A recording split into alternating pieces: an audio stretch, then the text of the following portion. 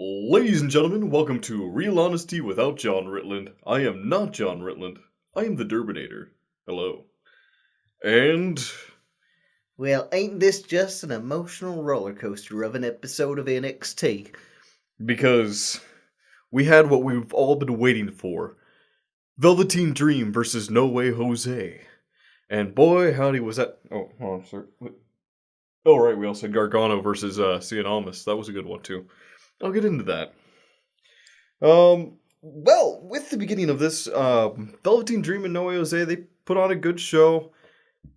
I've started to notice a few bits with Velveteen Dream not selling some of the bigger spots, or at least not selling them well. There were parts where Velveteen Dream, like when he went to go jump off the top rope and Jose stuck his feet out. If you go back and watch that, it was a bit of a poor sell on his part. Of course, it is a developmental brand, so I shouldn't judge them too harshly. But this is Velveteen Dream. And it was kind of weird to see. But, crowd definitely backed Velveteen Dream on this one. And you could tell, No Way Jose, like when John and I were at the Paramount Theater to go see NXT live, No Way Jose was over as all hell. But against Velveteen Dream, Jose was completely overshadowed. The crowd absolutely backs Velveteen Dream, and I would think he's going to be going for an NXT Championship run probably after Aleister Black gets it. Now, along with this, it was, and I think I said it earlier, it was a bit of a brief match, but it did end with Velveteen Dream hitting him with the Purple Rain after, following up a Death Valley bomb. And then had a quick promo to the crowd and told them pretty much, here are my accomplishments. I was NXT Feud of the Year, blah, blah, blah, blah, blah. And if you all don't, and what was it? And if you can't see that, then I just don't have time for you. So, I think Velveteen Dream is one of those people who's really going to be a tweener. And that's can be tough to nail because you've got the crowd who backs you, but at the same time, you can utilize heel tactics. But yeah, we'll see what happens with that in the near future. We did have a brief period with William Regal, where he was discussing the Dusty Rhodes Classic, and it's going to be this whole tag team classic. It's going to start in a couple weeks. I'm betting TM61 is going to be pretty well involved in that one since they've been making their return and making their rounds, getting back into the groove of things. And then, I haven't seen one of the Dusty Rhodes Classics before, so I'm interested to see what will happen with it. After that, we had a match between Vanessa Bourne and Nikki Cross, and the entire time Vanessa Bourne was on her way up to the ring, they keep talking about how she used to be a dancer in the NBA, and she danced for the NBA. She's a former dancer for the NBA. Hey, what did she do before this? She was a dancer for the NBA. What does she want to do? She wants to back away from being known as a dancer from the NBA. What should we do? Keep reminding her. It was sort of weird on the commentary side tonight. That and the audio issues. It seems their audio guys are also in developmental. Now, Bourne, I'm pretty sure she wasn't going to win this to begin with because Nikki Cross is definitely far more over with the crowd, but she did get some good offense in. Nikki Cross, though, everything from jumping on her back and going crazy to, hitting Bourne with the Purge at the end. You could tell it was Nikki's match.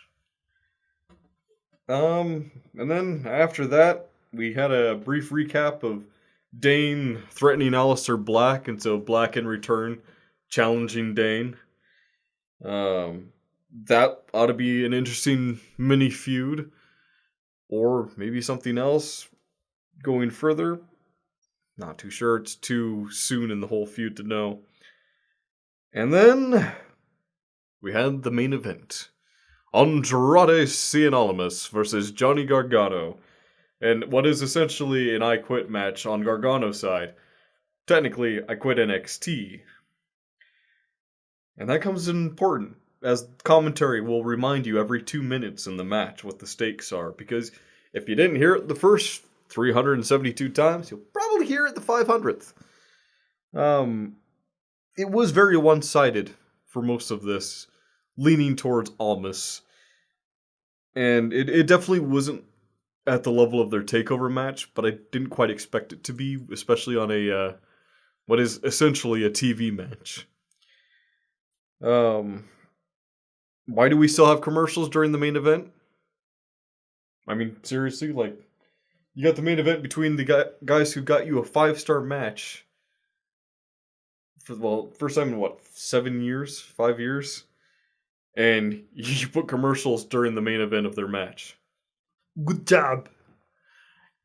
And I gotta say, it was interesting because they did this whole thing where Andrade Cien Almas was working his shoulder, which came into play not too often.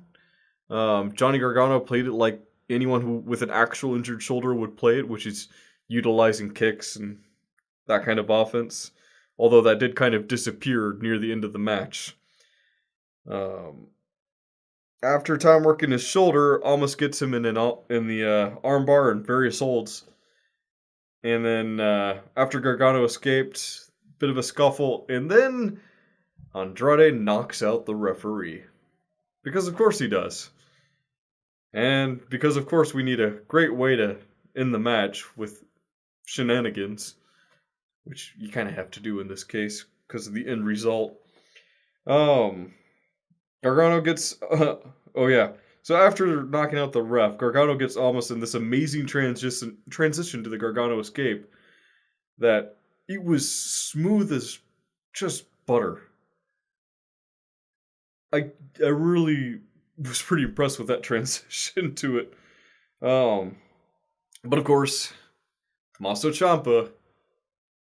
Yeah.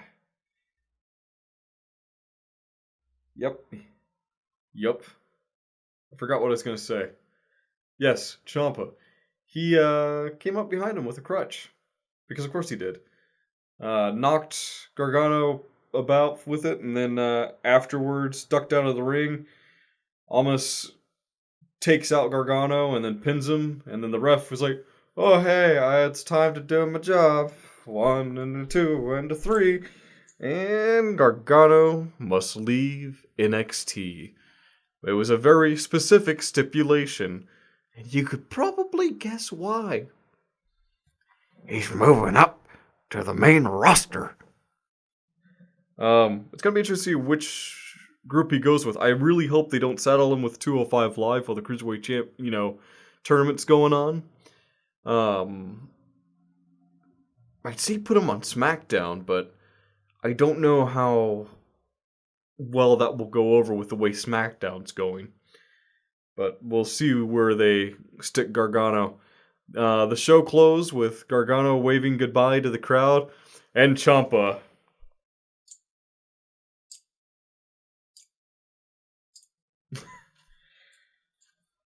Yeah, that was NXT for today. Now, if I have to give it a grade, I'm gonna give it an A-. I wasn't disappointed in any of the matches. What flaws there were minuscule at best. Yeah, A- will do it. And tell me what you think down in the comments. Do you agree with what I have to say about it? Do you disagree? Did I miss something? Am I like confusing you with the two Derbs? One from my monitor and one from me? Wait, hold on, I have an idea. Maybe just no, that's not gonna work. Alright, anyway. Come on, balance. Alright. Anyway. This is Real Honesty without John Ritland. I am not John Ritland. I am the Derbinator. And you have a great night.